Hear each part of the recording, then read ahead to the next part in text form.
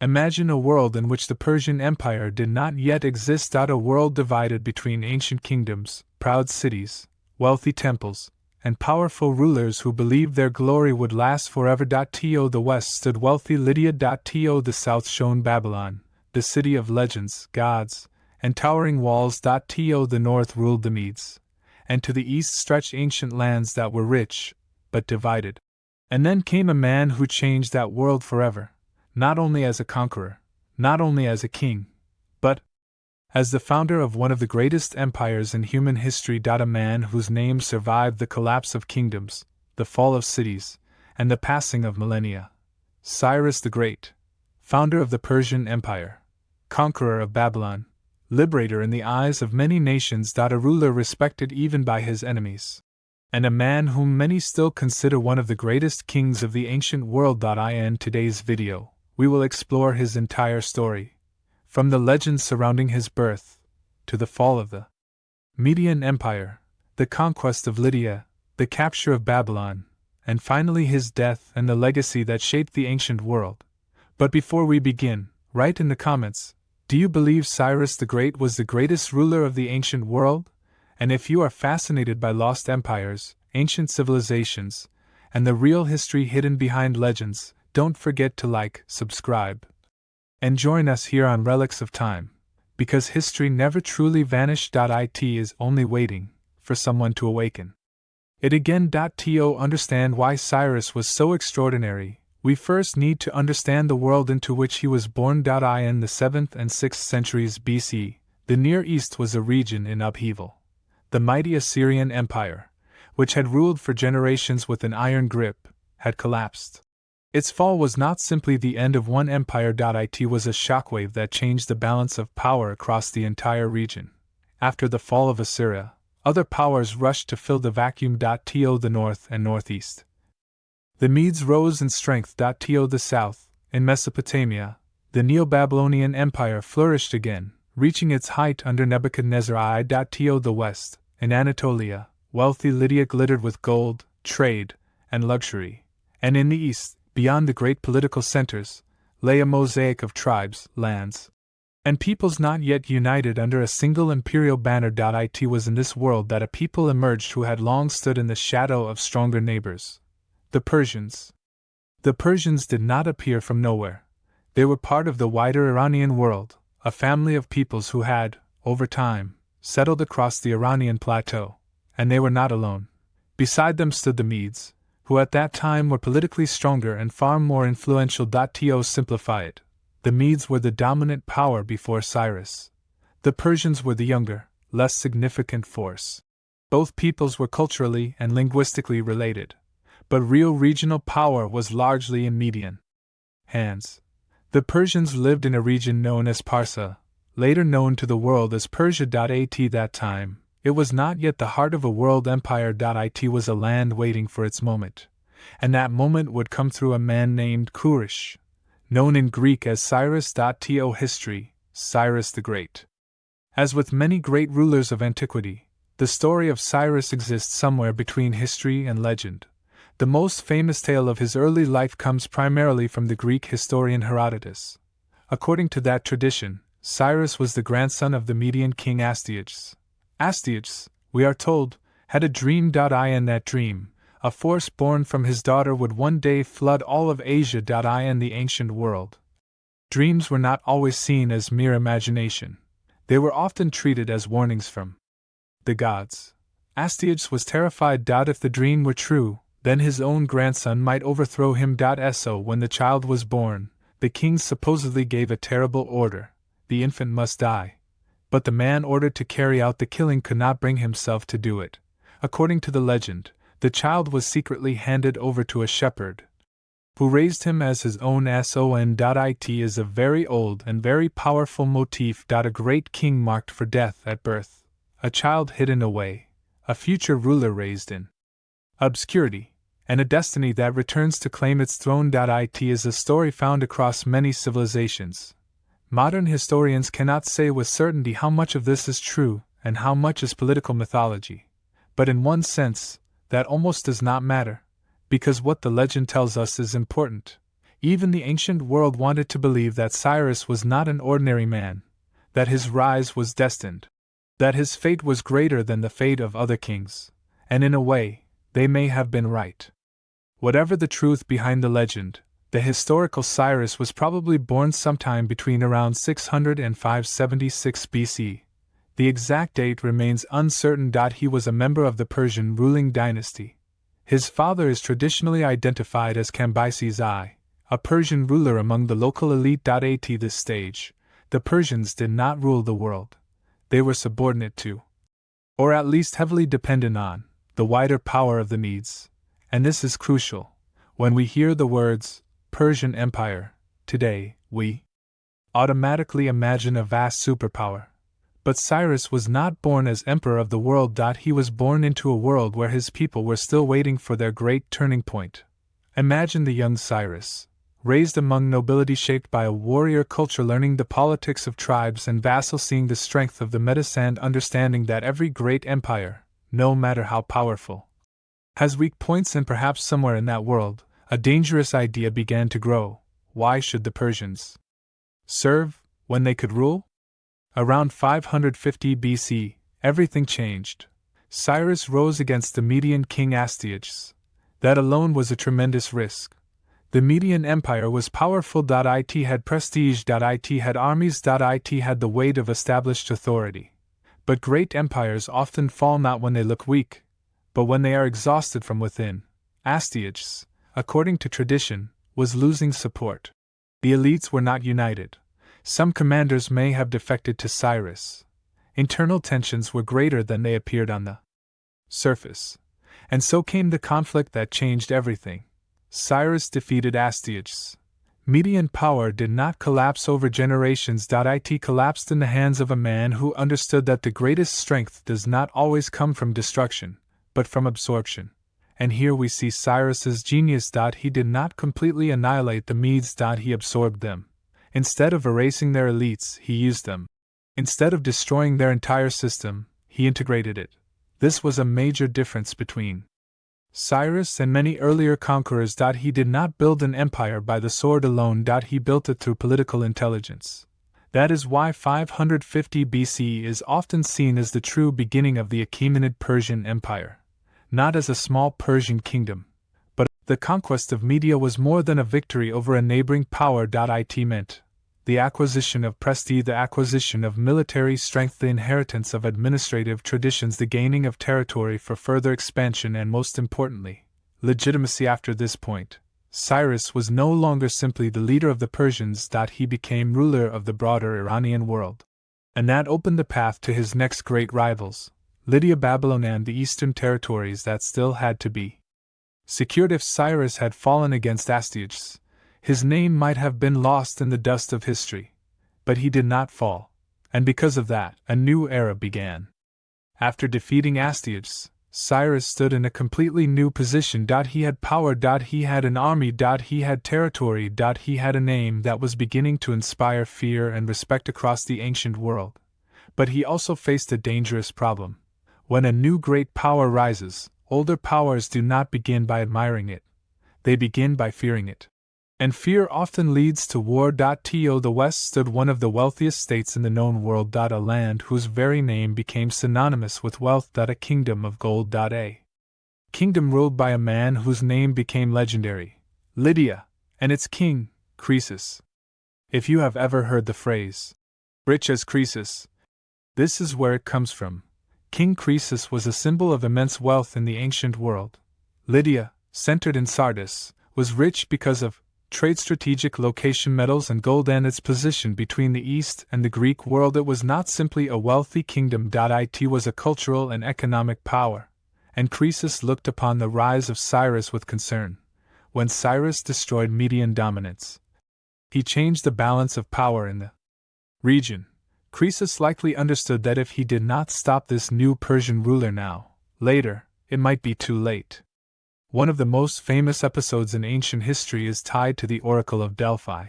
According to Greek tradition, Croesus consulted the oracle and asked whether he should attack Cyrus. He received an answer that went roughly like this: "If you cross the river, you will destroy a great empire.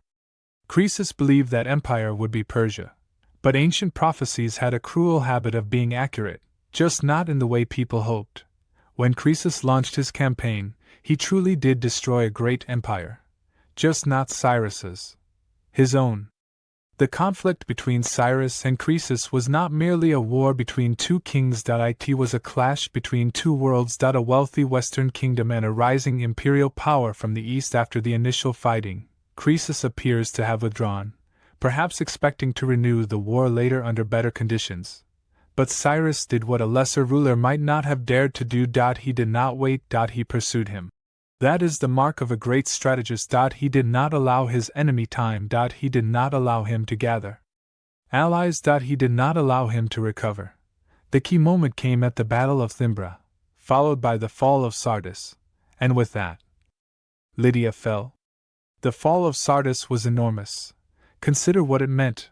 Cyrus defeated the richest kingdom in western Anatolia, gained access to major trade routes, she took control of lands connected to the Greek world, and he dramatically increased Persian prestige. But once again, we see something important. Cyrus was not remembered only as a destroyer. His true strength was in his ability to rule what he conquered. To seize wealth without destroying its source. To subdue elites without collapsing administration. To take power without unleashing total chaos. This is one of the reasons his empire expanded so quickly. Not because he burned everything before him, but because he could transform the defeated into part of a new system. And so the Persian ruler became a man whose name was now known across the ancient world. First, the Medes had fallen. Then Lydia had fallen. Two great powers already lay beneath his feet. But the greatest symbol of the old world still remained. A city of temples. A city of walls. A city of gods. A city that seemed eternal. Babylon. And it was there that Cyrus would enter history forever. Before Babylon, there was another reality Cyrus had to face. Great empires are not built by winning a single war. They are built by securing what lies behind you before striking what stands ahead. After the fall of Media and Lydia, Cyrus was no longer simply a regional king. He was becoming something much more dangerous. A ruler whose power stretched across multiple worlds. But a rising empire is fragile in its early years. Victories can create prestige, but they can also create exposed borders, nervous allies, and unstable frontiers. So before the final march toward Babylon, Cyrus likely had to secure territories to the east. These eastern campaigns are less dramatic in popular imagination than Babylon or Sardis. They do not always come with famous walls, golden kings, or legendary prophecies. But they mattered, because empires collapse when their center advances faster than their edges can hold. Cyrus understood that. He knew that if he wished to challenge the greatest remaining power of Mesopotamia, he could not afford a weak or rebellious rear. This is one of the reasons he was so dangerous. He was not merely bold. He was methodical. By this stage, the world around Cyrus was changing rapidly. The Persian state was no longer a tribal or regional force. It was becoming an imperial machine, not yet in the fully organized form it would later take under Darius I. But the foundations were there. Cyrus had already shown the same pattern again and again. Defeat the enemy, preserve useful structures, integrate local elites where possible, absorb systems instead of destroying everything, make conquered lands part of something larger. This is crucial to understanding why he succeeded where many conquerors failed. Many rulers can win a battle. Few can create continuity after conquest. Cyrus did not just leave behind ruins. He left behind functioning power, and that is what turned conquest into empire. And now we arrive at the city that stood above all others in the imagination of the ancient Near East. Babylon. Even today, the name feels larger than a single city.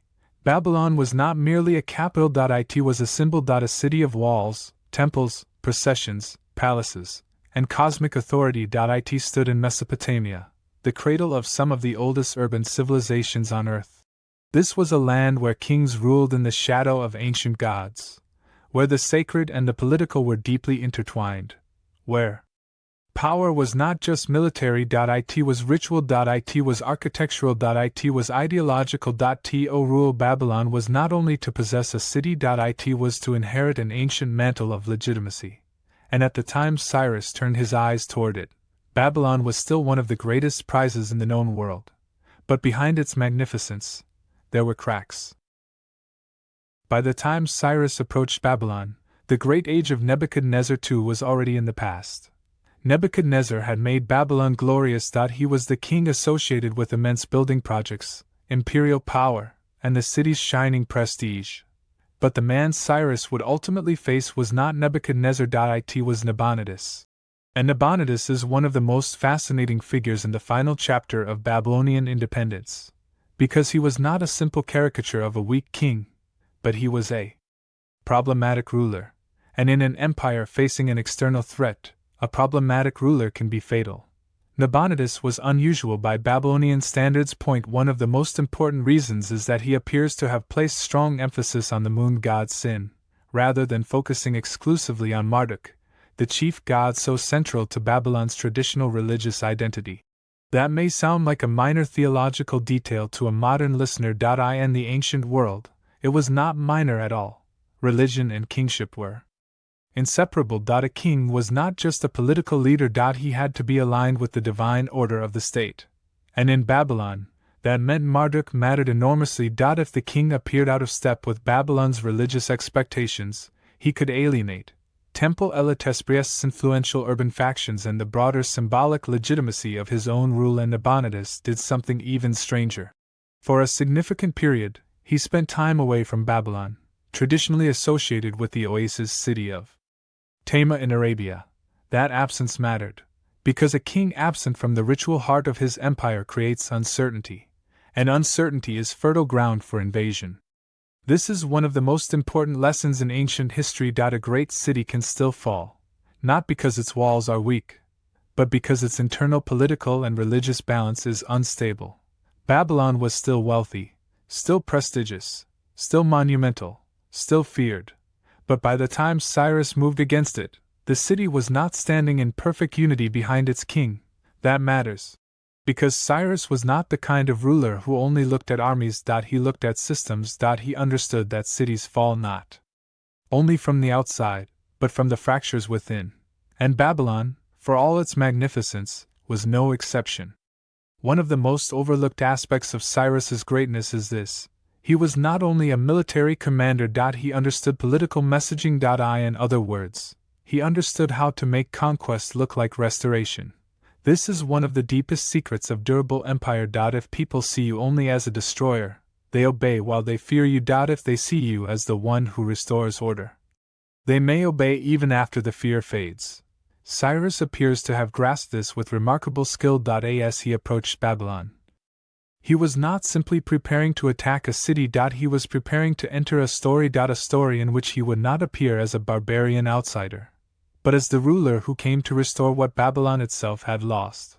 That is an extraordinary level of political intelligence. The Persian campaign against Babylon culminated in 539 BC.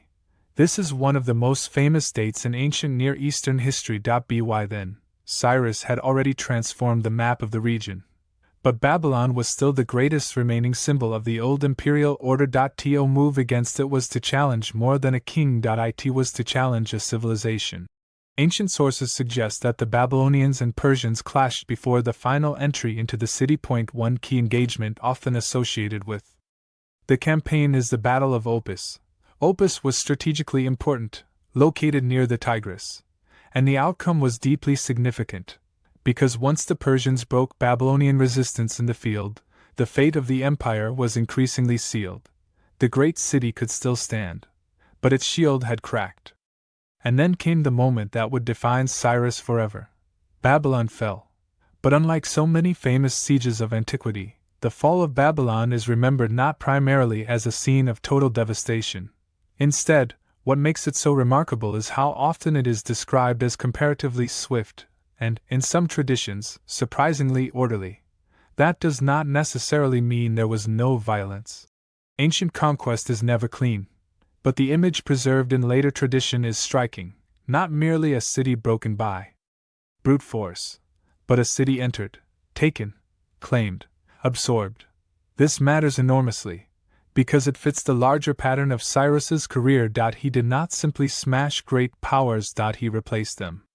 One of the most famous stories about the fall of Babylon is the tale that the Persians diverted the waters of the Euphrates. According to later traditions, the river level dropped, allowing Persian forces to enter through areas that would normally have been protected. It is a dramatic image. A mighty city undone not only by armies, but by engineering, timing, and cunning. Modern historians debate the exact details. Some elements may be exaggerated, simplified, or shaped by later storytelling.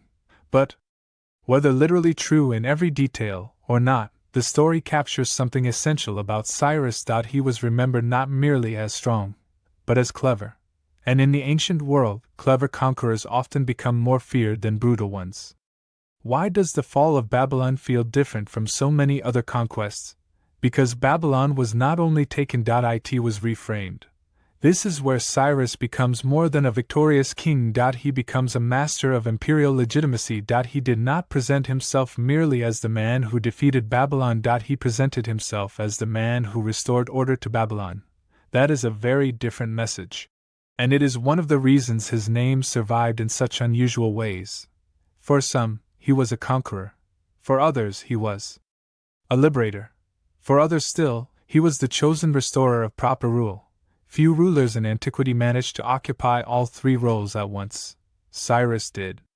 No discussion of Cyrus and Babylon is complete without one of the most famous artifacts in ancient history, the Cyrus cylinder. This clay cylinder, inscribed in Akkadian cuneiform, is one of the most important surviving texts connected to Cyrus's conquest of Babylon. It is often celebrated, sometimes even romantically, as a kind of early charter of kingship or tolerance. Some modern interpretations go too far and turn it into something like the world's first human rights declaration, which can be misleading if taken too literally. But even without exaggeration, it is extraordinary, because the cylinder presents Cyrus in a very specific way, not as a foreign destroyer, but as the ruler chosen to restore proper order after the failures of Nabonidus. That is not accidental. That is imperial messaging at a very high level. The text presents Cyrus as a legitimate king in Babylonian terms. That alone is remarkable. He did not simply demand submission. He spoke in the language of the civilization he had conquered. This is why Cyrus stands apart from many conquerors. He understood that if you want to rule an ancient people for more than a season, you must do more than defeat them. You must make your rule intelligible. You must make it acceptable. You must fit yourself into their political imagination. That is exactly what Cyrus did. He allowed Babylon to see him not only as the new ruler, but as the ruler who had come at the right time, the one who corrected disorder, the one who respected temples, the one who restored what had been disturbed. This was not sentimental kindness. It was strategic brilliance, and that brilliance built empires.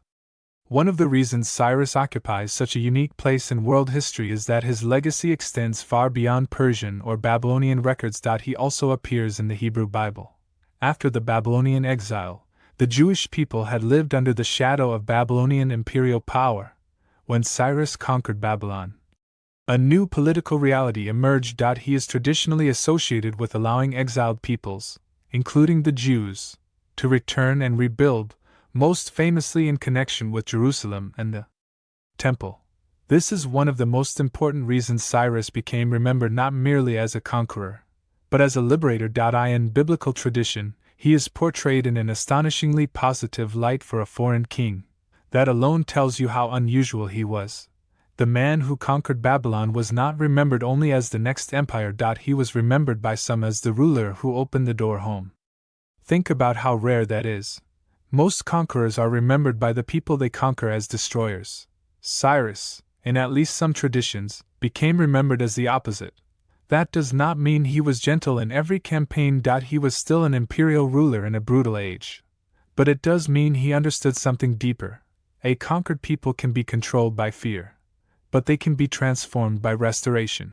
That is why his image endured so differently from the image of many ancient kings. He did not merely seize sacred cities. He learned how to step into them without immediately shattering the identities that made them powerful. Once Babylon fell, the map of the ancient Near East was fundamentally altered. By now, Cyrus ruled an empire stretching across an astonishing range of lands and peoples. He had overthrown Median supremacy, conquered Lydia, taken Babylon, absorbed older systems of rule, and created the foundations of what was now unmistakably the greatest empire of its age at this point. Cyrus was no longer just a successful king. He had become something close to a world ruler by ancient standards, not because he ruled every land, but because he ruled the central political heartlands of the Near East. That is a staggering achievement. And yet, his story was not over. By the time Babylon entered Persian hands, Cyrus had already achieved what would have made almost any king immortal. But history is rarely satisfied with one triumph, because the greatest legends do not end at the moment of victory. They continue into the final question: what happens after a man conquers the world he set out to claim? Does he rest? Does he rule in peace? Does he die in glory, or does he ride onward until even empire cannot protect him from fate? For Cyrus, the final chapter would not unfold in Babylon's temples or in the palaces of conquered kings. It would unfold on the edges of the known world, among frontier peoples. In the harsh lands beyond the comfortable centers of civilization. And there, the founder of an empire would meet his end. Cyrus had taken Babylon. He had become the master of the ancient Near East. He had been remembered by some as conqueror, and by others as liberator. But the greatest city in the world would not be the place where his story ended, because far from the walls of Babylon, beyond the centers of power, another enemy waited. A people of the frontier. A queen of the steppe. And a final campaign that would transform the king into a legend. After Babylon, Cyrus had already secured a place in history that few rulers could rival. He had risen from the Persian heartland. He had overthrown the Medes. He had broken Lydia. He had entered Babylon. He had transformed conquest into imperial rule. And yet, even after all of this, his story did not end in celebration. Because empire has a strange hunger. The larger it grows, the more its borders become dangerous. A great king may conquer the rich cities of civilization, but the frontier is something else entirely. There are no temple elites to negotiate with. No ancient priesthoods to reassure. No wealthy capitals waiting to be absorbed. Only distance, harsh landscapes, warrior peoples, unpredictable enemies, and a simple truth: the farther an empire expands from its center, the more it enters lands that do not think like empires do. This was the world of Cyrus's final chapter. To modern audiences, the fall of Babylon often feels like the natural climax of Cyrus's life, and in symbolic terms, it is. But in strategic terms, the empire still had frontiers that could not be ignored. The northeast and east lay regions that were less urban, less centralized, and far harder to dominate in the same way as Mesopotamia or Anatolia. These lands were not necessarily poor or unimportant, but they were different. They were shaped by movement, by tribal structures, by mounted warfare, by shifting loyalties, and by the harsh logic of frontier survival. For a ruler like Cyrus, leaving such zones unsecured could be dangerous. Why? Because nomadic or semi-nomadic powers could threaten trade routes, raid border territories, undermine imperial confidence, or create long-term instability. A new empire needs not only glory. It needs secure boundaries. And so, whether from strategic necessity, ambition, prestige, or all three, Cyrus continued eastward. Among the peoples associated with Cyrus's final campaign, one name stands out above all others: the Massagete.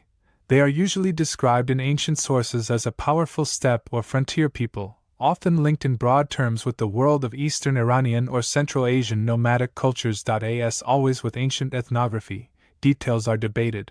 Ancient writers often simplified or distorted the peoples beyond the settled imperial centers. But what matters for our story is this: the Massagete represented a different kind of enemy, not a city-state, not a palace kingdom, not a temple-centered urban empire, but a people of mobility, resilience, and war. The kind of enemy that can be far more dangerous than a wealthy king behind walls. Because walls can be surrounded, but the steppe cannot. Cyrus had defeated organized kingdoms. He had faced rulers who depended on capitals, supply systems, fortified cities, and visible centers of power. But on the frontier, war becomes something else. It becomes momentary logistics, deception, fatigue, and survival. The enemy may refuse decisive battle. Or if battle comes, it may come under conditions that favor mobility rather than mass. This is where even great conquerors can become vulnerable. History is full of rulers who could dominate the civilized core of their world, and yet were broken on the margins, because the edge of empire does not reward the same strengths as the imperial center, and Cyrus, for all his genius, was not immune to that danger. And now we come to one of the most unforgettable figures in the legends of antiquity, Queen Thamyris. According to the best-known ancient tradition, especially from Herodotus, the Massagetæ were led by a queen after the death of her husband. Her name became legendary. Thamyris is remembered not only because she opposed Cyrus, but because she became the central figure in the story of his death. That alone is extraordinary. In a world dominated by kings, dynasties, and imperial boasts, the memory of Cyrus's final enemy is not another emperor. It is a queen, and not a symbolic queen hidden behind court ritual, but a ruler associated with command, vengeance, and war. This is one of the reasons her story survived so powerfully. She stands in the historical imagination as the ruler who refused to submit to the greatest conqueror of her age. Ancient sources preserve a striking detail. According to Herodotus, Cyrus first attempted not simply open conquest, but a political move disguised as diplomacy. He is said to have proposed marriage to Thamyris. But in the story, Thamyris understood the deeper meaning behind the gesture. This was not romance. It was strategy. It was an attempt to absorb power through union. And she refused. Whether every detail is literally true or not, the story is deeply revealing. Because it fits the broader logic of Cyrus's rule. He did not always begin with pure destruction. He often sought control through political means when possible. But here, that path failed. And once diplomacy failed, the road to war opened. What follows is one of the most dramatic and brutal episodes in the entire legend of Cyrus. According to the famous account, Cyrus used a trap.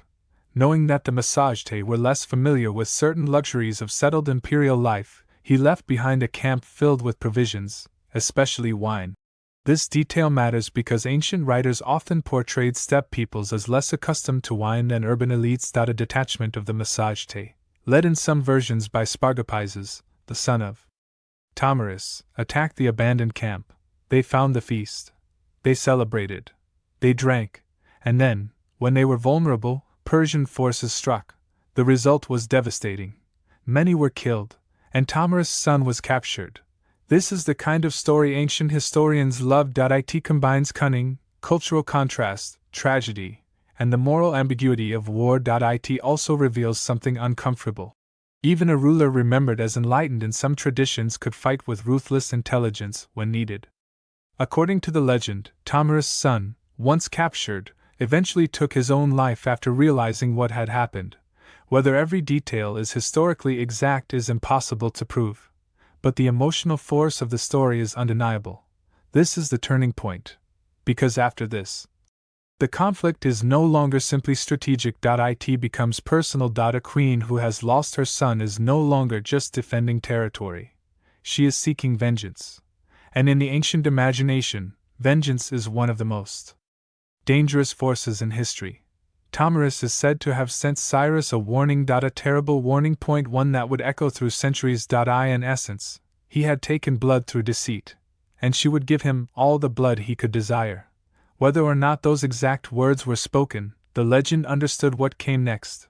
This was no longer a border campaign. This was a reckoning. And then came the final confrontation. The sources are dramatic, and the exact historical details remain uncertain. Ancient accounts differ. Modern historians debate the scale, the location, and the reliability of the narrative.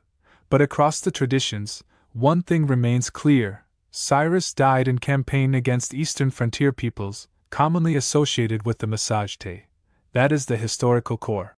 The founder of the Persian Empire did not die peacefully in a palace. He did not fade quietly into old age surrounded by luxury. He died in war. At the edge of empire, against a people who did not yield. This is, in many ways, the perfect ending for a figure like Cyrus, not because it is peaceful, but because it is mythic. The man who reshaped the world was finally claimed by the one thing no empire can fully master: the uncertainty beyond its own horizon. The most famous and haunting version of Cyrus's death is inseparable from Tomyris.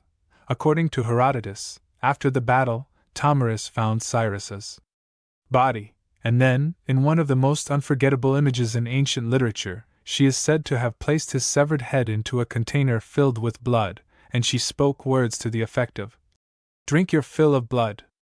It is a brutal, almost cinematic ending, too perfect, perhaps, to be accepted without caution as literal history, and yet that is exactly why it survived. Because ancient memory does not preserve only facts, it preserves meaning, and the meaning of this story is powerful. The king who had taken kingdoms, cities, and lives was finally answered in the language of vengeance. Was it literally true? We do not know. But as a legend, it is unforgettable, and in history, unforgettable legends often outlive precise facts. At this point, we should be honest. The final death of Cyrus is one of those places where history and legend blur. Ancient sources do not agree perfectly. Some later traditions place his death in slightly different contexts. Some details may be dramatized. Some may be political storytelling. Some may be shaped by the literary instincts of Greek historians. But none of that erases the core truth. Cyrus died during a military campaign on the empire's frontier. He died not as a passive ruler, but as an active king still extending or securing the world he had built. That matters, because it tells us something profound about him. Even at the height of his power, he was not finished. He was still moving, still campaigning, still pushing outward, still living like the founder of an empire. The death of a founder can destroy an empire. History is full of examples. A brilliant conqueror rises. He builds everything around himself. He dies, and the entire structure collapses into civil war, fragmentation, or irrelevance. That did not happen here. That alone tells you how extraordinary Cyrus was. After his death, power passed to his son, Cambyses II. And the empire did not vanish. It endured. It expanded further. Cambyses would go on to conquer Egypt, bringing one of the oldest and most prestigious civilizations in the world under Persian control. This is important. It means Cyrus had not built a temporary storm. He had built a system strong enough to survive him. And that is the true test of empire. When people think of great rulers, they often focus on battlefield victories. And yes, Cyrus had those. But his greatest achievement may not have been defeating Astyages. Or Croesus. Or taking Babylon. It may have been this: he created a framework that outlived his own life. That is much harder. Winning is dramatic. Founding is rare. Anyone can imagine the glory of a final charge. Far fewer understand the deeper greatness of building institutions, habits of rule, accepted legitimacy, and a system of power broad enough to contain many peoples without collapsing immediately into chaos. That is what Cyrus did. And because he did it, later kings could inherit not just land, but an empire. Cyrus's legacy did not vanish into story alone. It was also carved into stone and landscape. One of the most important places connected to him is Pasargadae. This was one of the early royal centers of the Achaemenid world and is deeply associated with Cyrus himself. And there, most famously, stands the structure long identified as the tomb of Cyrus the Great. Simple compared to the colossal grandeur of some later monuments, but powerful in its restraint. A raised stone tomb, quiet, severe, almost humble, compared to the scale of the empire he created. And perhaps that is fitting, because the greatest founders do not always need their tombs to shout. History already speaks loudly enough for them. One of the most fascinating moments in Cyrus's afterlife comes generations later. When Alexander the Great conquered the Persian Empire, he too encountered the legacy of Cyrus. Ancient traditions tell us that Alexander visited Cyrus's tomb. Think about what that means. One world conqueror standing before the grave of another. A Macedonian king who shattered the empire, pausing before the founder who built it. That moment is almost symbolic beyond words. Empires rise. Empires fall. Victors become the defeated of another age. But some names remain above the cycle. Cyrus was one of those names. Even Alexander, destroyer of Persia, could not ignore the greatness of the man who first made Persia imperial. Cyrus's legacy is unique because it is not confined to Persian memory. He appears in the Hebrew Bible in an extraordinarily significant way. In biblical tradition, he is remembered as the ruler who allowed the Jewish exiles to return and rebuild. This alone would make him historically important. But the biblical portrayal goes even further. He is presented with unusual honor, in some passages, in a role that is astonishing for a foreign ruler in sacred literature. This tells us something extraordinary. Cyrus was not remembered only by the empire he built. He was remembered by the peoples who lived under the consequences of his victory. And in some of those memories, he was not a destroyer. He was a deliverer. That is almost unheard of in the history of conquest. Even today, Cyrus remains one of the most admired rulers of the ancient world. Why? Because he seems to stand at the intersection of several powerful ideas: military genius, imperial ambition, political intelligence, cultural flexibility, strategic tolerance, and the rare ability to rule beyond simple fear. Of course, we should not turn him into a modern saint. He was still an ancient emperor. He conquered by force. He killed. He dominated. He expanded through war. But even after saying all of that, he still stands apart. Because compared to many rulers of his age, he showed a remarkable instinct for preservation rather than annihilation, and that difference changed history. So what made Cyrus truly different? Not just one thing, but a combination that is incredibly rare. He had the courage to revolt against stronger powers, the discipline to hold what he conquered, the intelligence to absorb systems instead of destroying them, the instinct to make foreign peoples accept his legitimacy, the ambition to think in imperial scale, and the adaptability to move between war, diplomacy, symbolism, and rule. That is not the profile of a lucky conqueror. That is the profile of a founder. And founders are rare, very rare. When we look at Cyrus today, we see three layers at once. First, the historical ruler. A Persian king who built the Achaemenid Empire in the 6th century BC. Second, the political architect. A man who transformed conquest into durable rule and gave later Persian kings the platform from which they would dominate much of the ancient world. Third, the legend, the child of prophecy, the conqueror of Babylon, the king remembered in scripture, the ruler who died on the frontier, the man whose enemies feared him, whose subjects obeyed him, and whose memory even later conquerors respected. Few figures in history contain all three. Cyrus does. So was Cyrus truly great? History uses that word carefully. Not every successful ruler deserves it. Not every conqueror earns it. But if greatness means changing the map of the world, reshaping political history, founding something that outlives your death, influencing empires, religions, and civilizations beyond your own lifetime, and becoming a name remembered not for decades, but for millennia, then yes, Cyrus the Great earned that title, not because he was perfect, not because he was gentle, not because he was modern, but because he did what only a handful of human beings in all of history have done. He changed the direction of the ancient world. In the end, perhaps the most fascinating thing about Cyrus is not that he conquered so much. It is that he understood something many conquerors never learn. Cities can be taken by force, but civilizations are ruled through legitimacy.